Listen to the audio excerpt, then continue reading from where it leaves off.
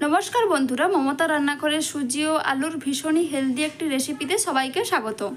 বন্ধুরা, গরমের দিনে বেশি সময় কিন্তু রান্না করে থাকতে একদমই ভালো লাগে না, তাই কম সময়ে কিন্তু একসাথে দুটো কাজই হয়ে যাবে। সকালে ঝটপট 10 মিনিটে বানিয়ে ফেলুন, বাচ্চাদের টিফিন বক্সেও দিয়ে দিতে পারবেন এবং সকালের ব্রেকফাস্টটাও কিন্তু সারা হয়ে যাবে। একটা বড় বাটির মধ্যে 2 কাপ পরিমাণ সুজি নিয়েছি, 1 কাপ পরিমাণ নিয়েছি টক দই। এবারে সুজির সাথে টক দইটা ভালোভাবে মেশানোর জন্য আমি এখানে 1 কাপ পরিমাণ জল দিয়ে দিচ্ছি, সামান্য পরিমাণে লবণ দিয়ে দিচ্ছি। চামচ দিয়ে খুব ভালোভাবে সুজির সাথে দই এবং সমস্ত কিছু ভালোভাবে মিশিয়ে নেব।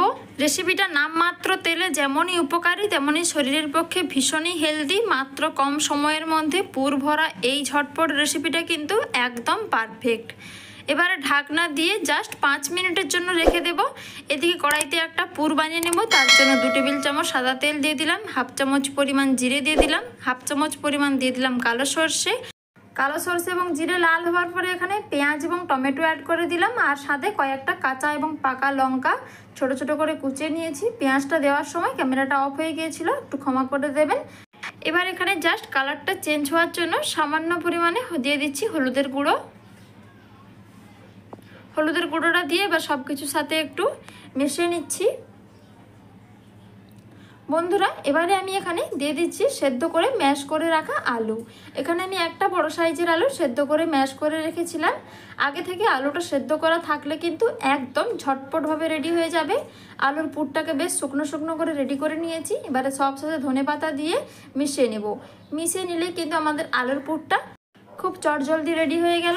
এই আলুর পুরটা খেতে ভীষণই ভালো হয়। এবারে একটা পাত্রে তুলে নিচ্ছি।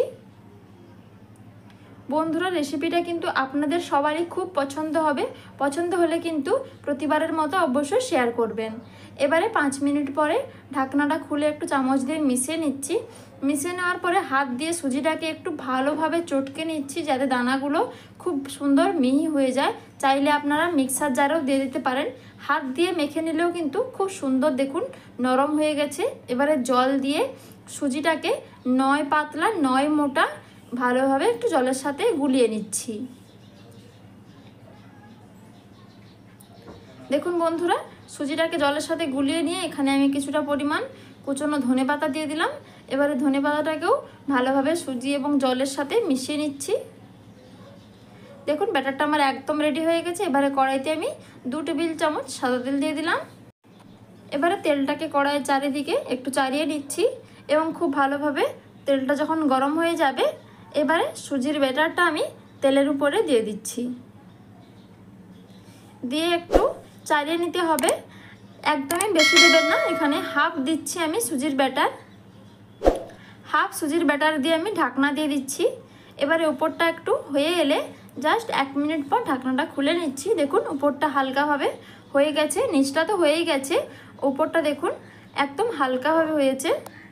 এবার উল্টে নিয়ে ওপরে বানিয়ে রাখা আলুর পুরটাকে খুব ভালোভাবে চাড়িয়ে নেব। এইভাবে চামচ দিয়ে খুব সুন্দর করে চারিদিকে আলুর পুরটাকে আমি চাড়িয়ে নিচ্ছি।